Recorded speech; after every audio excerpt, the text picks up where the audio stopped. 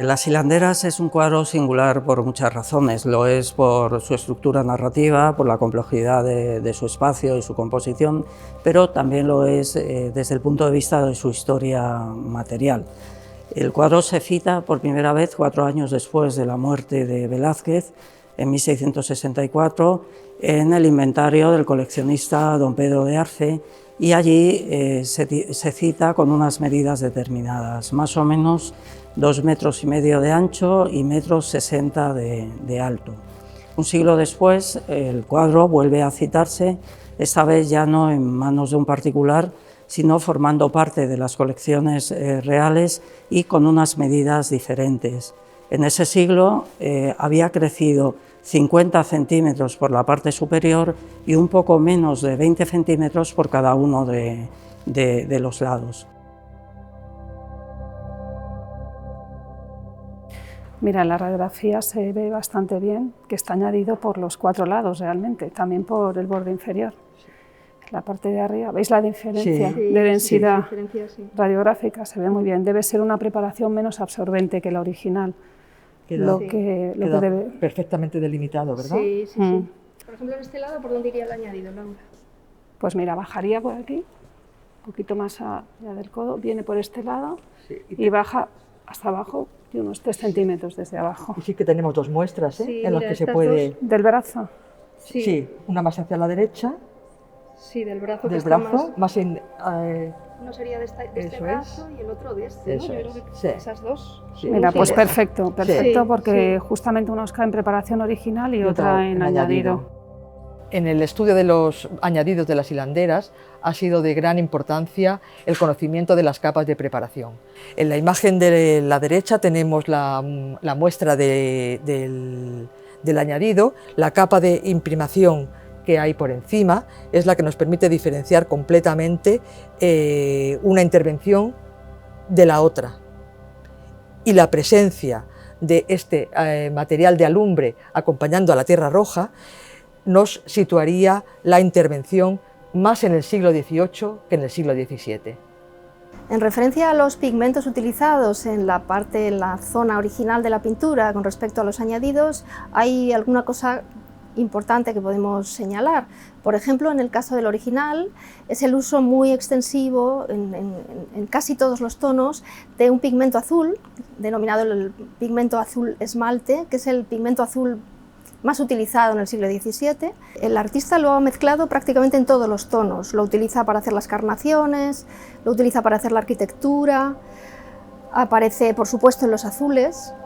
En cambio, si comparamos con muestras tomadas en la zona añadida, vemos que no aparece el azul esmalte en absoluto. Este color deja de usarse tan habitualmente a lo largo del siglo XVIII.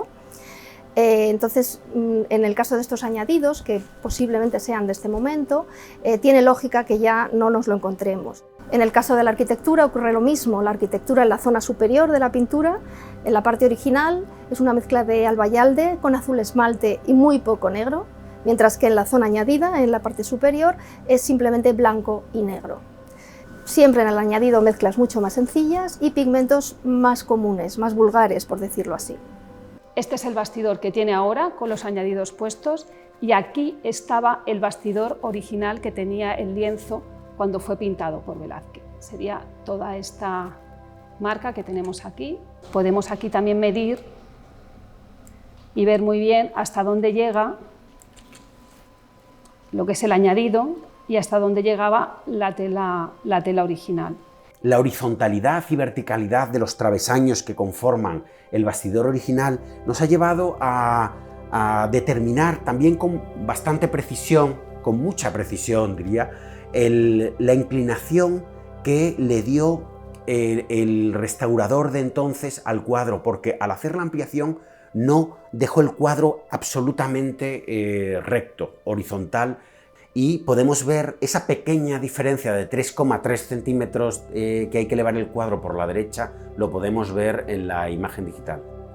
Las razones de ese aumento se deben a que en ese tiempo se había construido el Palacio Real de Madrid y se trató de adecuar las hilanderas a la ubicación en una de las salas de ese palacio.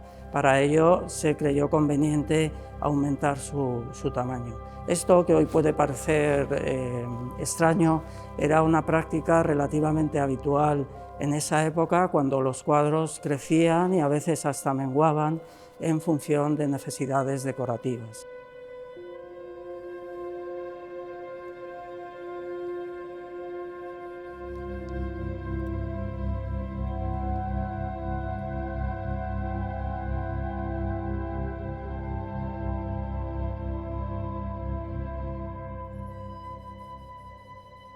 Ellos llegaron a la conclusión que lo mejor era garantizar la estabilidad del color, cosa que se haría poco después, en la restauración realizada por Rocío y Maite Dávila, garantizar la estabilidad del color y no tratar de homogeneizar, ¿no?, la pintura original con los añadidos. Esto era muy importante porque en aquel momento, claro, había personas que podrían defender que todo era Velázquez, o que era una visión histórica que los espectadores, los visitantes del Prado tenían del cuadro con pintura de Velázquez y añadidos, y se podría llegar incluso a plantear, se podría haber llegado, afortunadamente este comité internacional defendió que no fuese así, se podría haber llegado a defender que se tratase de unificar la coloración, que ya era perceptible, era claro, se percibía que no era la misma, ¿no?, del añadido de Velázquez. Entonces ellos dejaron muy claro que no se debía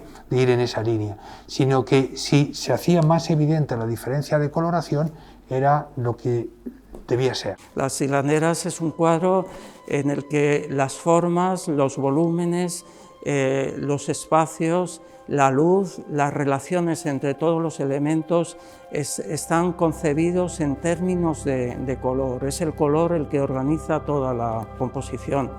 Un cuadro que está basado en relaciones puramente cromáticas, en el que cada figura adquiere un peso específico a través del color con el que está construido, en el que la luz y el espacio se modelan a través exclusivamente de color. Con ese añadido, como digo, la densidad cromática decrece. Y también propusieron una medida que a mí me parece y que tuvo unas consecuencias importantísimas, y es la enmarcación que ayudase a entender la obra de Velázquez, que ayudase a ver el original de Velázquez. Ya se planteó la enmarcación. Sí, en aquellos momentos, en ese comité, ¿eh? Claro, se planteó. Sí, y eso ha sido fundamental, yo creo, para la trayectoria posterior de la obra, ¿no?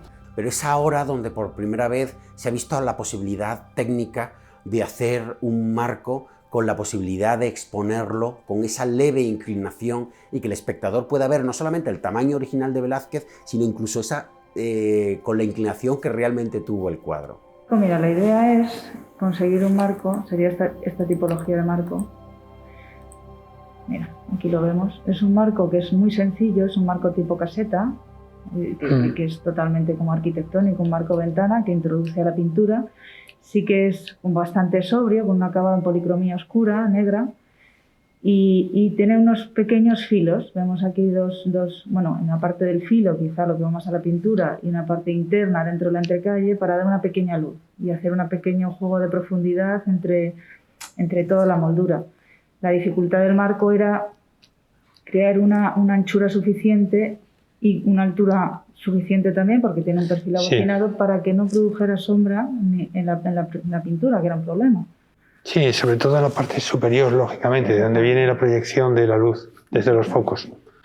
Entonces, bueno, por el reverso, mira, vamos a ver, ¿ves? Por el reverso lleva este cajeado, esta parte interna, que digamos que esto es lo que taparía la parte del añadido.